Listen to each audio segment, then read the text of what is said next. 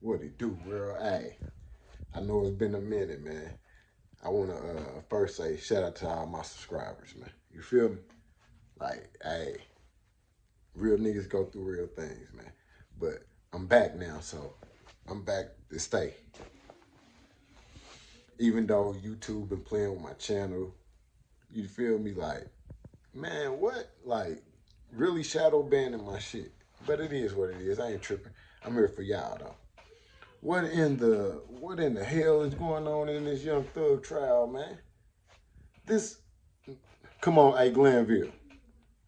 You making it so obvious that you do have interest in this trial, man. Come on, man. Man, still done asked for about 10 mistrials, doc.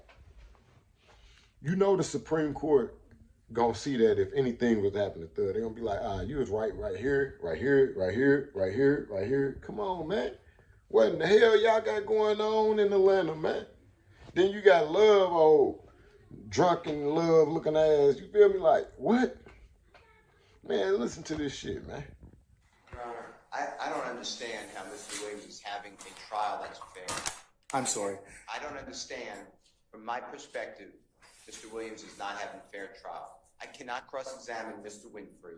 Now, this witness is telling us what he means by having things not look like street items. Shit. Whatever. I remember. Okay. Okay, so. I don't understand how any of this is coming in. Amina Diak is not a witness that the state is calling at all. I don't have a burden, you keep telling me, which I know the law, but you keep telling me that, but it feels like I have a burden because I have to clean all this mess up. And If you choose to do so, sir. And that's your characterization of it. So the indictment, quote unquote, redacted, is a farce. This thing has, I don't know if you looked at your copy, there's blanks here that identify Jeffrey Williams. I mean, you'd have to be a deceased person not to realize that the indictment is charging Jeffrey Williams in it. And the state just goes on like, this is no big deal. You know, I have a big deal. This entire case should have witnesses who are competent to be cross-examined, and they don't. I, again, object. This gentleman is testifying. He has no basis in saying what Jimmy Winfrey meant or didn't mean. The recording, because of your ruling, speaks for itself. He shouldn't be able to interpret it, just like I can't interpret it. And it was never even done. What the jurors won't know is that Amina Diab didn't give any paperwork at all. Yeah, In fact, what they don't know is that Jeffrey Williams, because the state won't probably play it, a recording with Jeffrey Williams where this detective asked Jeffrey Williams, does Jimmy Winfrey work for you as your road manager? And Mr. Williams laughs and said, are you ridiculous? I have real legitimate people. So all of this is the state of Georgia getting out a theory that is not based in fact and that should not come into this courtroom. This entire, since the state has been allowed to say, does this help the investigation? This case has gone south. Maybe it was south already, but it has gone so south, I can't do anything. Those are all my objections. I'm moving for a mistrial. I have no idea why this gentleman got to say Amina Diak works on the legitimate side of the business. We're presumed innocent. He has no right to say that. And then this indictment is all hearsay under the Brown case, State versus Brown, which the Honorable Court agreed with, yet the state's using the indictment as a weapon. They're saying it says it in the indictment. Mr. Winfrey played Alfred. He's not testifying. You let it in as a statement against his penal interest. Well, that's only against him. He's not on trial. It can't be a co-conspirator statement because it is a statement that does not further any supposed conspiracy because it spills the beans. So for all of those reasons, I mean, we could just use one, but for all of those reasons, I named 3, 4, 5, or 6, I'm respectfully asking the court to strike all of his testimony that goes into anything anyone else said and the investigation, and let's wipe this slate clean, and please, I just want to go. That's just sad. Hey, Thug gonna beat this shit, man. Cause one of these mistrials gonna work. One of these mistrials gonna go through, man. Cause ain't no way that they sitting up there letting the state just say anything and just put anything on the table. Nah. Trial don't work like that, man. It don't, man. And they just keep going on and on with that shit. like that bulldogging ass Gaither, man. Y'all know she was a crooked ass police. That's why both of them left. Her and that little bubble-eyed Braxton, part the bridge looking ass nigga left around the same time. Real talk, man. But continue. It bothers me a great deal, and I'm surprised, but you know, I'm not ever in the mind of the court. It doesn't bother the court because it doesn't go to bias, and the state knows exactly what they did. They know, and you know. I don't. I don't. The first time that I knew that there was an appellate opinion is when you told me, and that's it. I don't have any other knowledge of that. Well, I read every opinion, and Winfrey versus State specifically states, and it gives what happened, that the Honorable Judge Staley in Cobb County coerced a human being to enter a guilty plea. For the state of Georgia to say, did he plead guilty a month later, that to me is beyond the pale. And I would like the court to... I think that's just them asking. They're not asking why, which would be improper. But because it gets into evidence that would be not relevant for this particular proceeding. I'm like so twisted in my mind. I might be tired, but I don't follow. It should have never come in. It did come in. Now I have to deal with it. You tell me on cross. And I don't think you're conflating, Mr. Steele, the bottom line basis as to why the initial guilty plea was rejected by our appellate court. I'm telling you that I don't know what the basis of that. I still don't know because I didn't read the opinion. The state didn't solicit that or elicit it from the witness. They only just said, hey, he pled guilty on another thing a month later. But the relevant portion that the court heard was the fact that if the jury wants to believe it, is the why as to what Mr. Winfrey may or may not have gotten.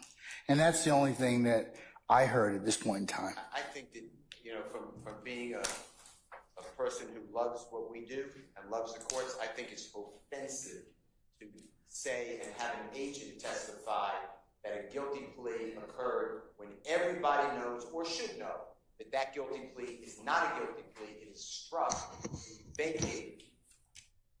Okay, and Mr. Steele, I'm kind of just telling you that the reason and rationale is not, that would be totally improper for us to get into. Okay. I would agree about that, but I don't think that was the state's intention in asking that question. So I'll note your concern for purposes of the record, okay? Okay, so I'm going to make a proffer then for about 10 seconds if I may. And I understand what you said. Of course, I'll follow your rule. But I was going to ask Agent Racy, I was going to take the opinion, and I would be perfect to the opinion.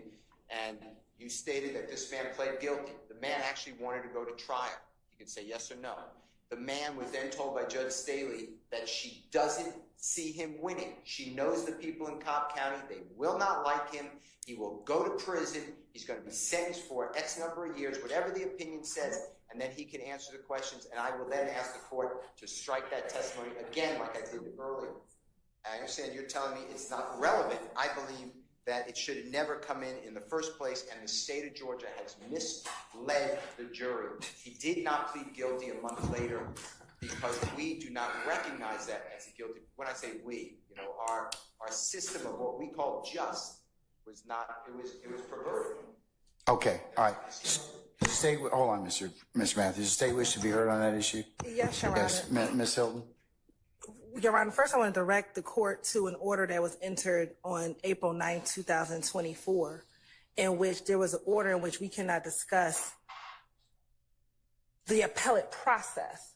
What is a fact is that Mr. Winfrey pled a month later. What the state asked, which was my next question, and I forget how I phrased the question, did he have to plea again to the same charges? And he said yes, approximately a year later, to show that there was something that occurred and he had to plead again. But the fact remained that 1 month later, he took a plea. Now, the reason why it was overturned, or the reason why that is the appellate process in which the court has ordered that we cannot discuss and that we cannot get into. What Mr. Steele is speaking of is the reason why it was overturned. That is not for this jury to determine. They can know he pled once and then he had to plea again, which is the plea that we had. Because what I can imagine is on cross-examination, if I did not ask that question, they would have crossed him on it. And so what I did was ask him about a fact, which was a fact, and then did something else occur later on, which is also a fact. And if Mr. Steele is going to go into what occurred during the appellate process, he's going to be assuming facts not in evidence, because that we never asked him anything about the appellate process. When did I enter that order? On April 9, 2024. Okay, all right. So I've already dealt with that issue, Mr. Steele. I note your objection, so I don't believe that those questions would be relevant for this inquiry based upon my order. So, but I'll note your objection for the record, okay? Of course. No, all right. I appreciate your kindness. Can I have 2 more statements for this, though? If you don't mind. I understand the ruling. I just want to make 2 more statements. Yes. Okay, thanks. First one is, I don't know how the state can say I was going to, or anyone, maybe I shouldn't speak for other people. I never had a conversation with the prosecution that I would ever cross-examine a witness on a coerced guilty plea. You made a proffer, that's all. I mean, I don't think we need to spend more time with it, but well, that's, I'm good. They took the wind out of the sails. I never, ever was going to do that. Number 2, based upon your ruling, I understand it, and I'd just like you to, I'm going to move for a mistrial because I can't cross in it. If it's denied, can you just do what I've been doing? Just I'll deny the motion for mistrial. I'll go ahead and grant you, I will note that you've asked again for mistrial before the positing of the next question, which you've done. All right. Man, that bald-head ass judge know what's going on, man. This crazy. This man keep asking for mistrials because they keep fucking up. Straight up, man. But it is what it is, man. Hey, I'm back. Like I said, hey, subscribe to the channel, man. Hit that like button, man. Get the truth back in this algorithm, man. You feel me? It is what it is, man. Hey, y'all know what it is, man. And you used search warrants and subpoena powers to obtain social media, That's correct. including my client's Instagram, correct? Yes, for a period of time on his account, yes. Okay. In the end, you swore out warrants for Jimmy Winfrey in this case, correct? That is correct. You did not charge any other individuals for this case, did you? That is correct. Okay. No further questions. All right. According to retired Detective Gaither, the Honorable retired Detective Gaither, they never connect. Fair to say?